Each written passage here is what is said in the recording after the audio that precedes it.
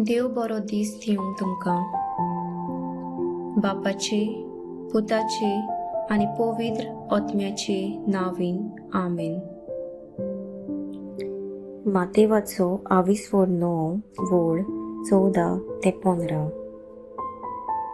जुआवाचे शीस जेजू सोशी आयले आनी तांणी म्हटलें, आमी आनी फारिसेव उपास करतात, पूण तुजे शीस उपास करिनात तें कशें?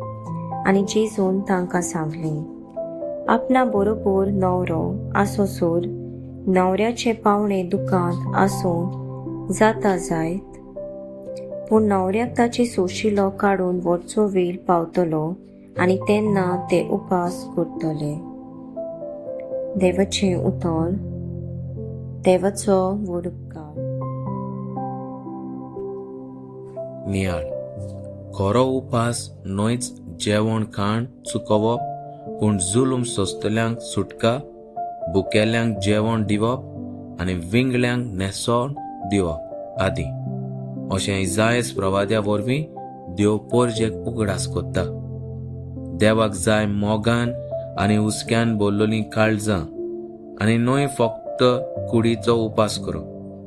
दिसपोटी धर्मीक चाली रिती सांबाळूंक सोंपें, पूण नीट काकलूत दुसऱ्यांचो हुस्को करप अवघड वावर. शुभ वर्तमानांत जेजू जेन्ना उपासाचेर प्रश्न कोत्ता तेन्ना जेजू उपासाचो खरो अर्थ आनी समजणी दिता.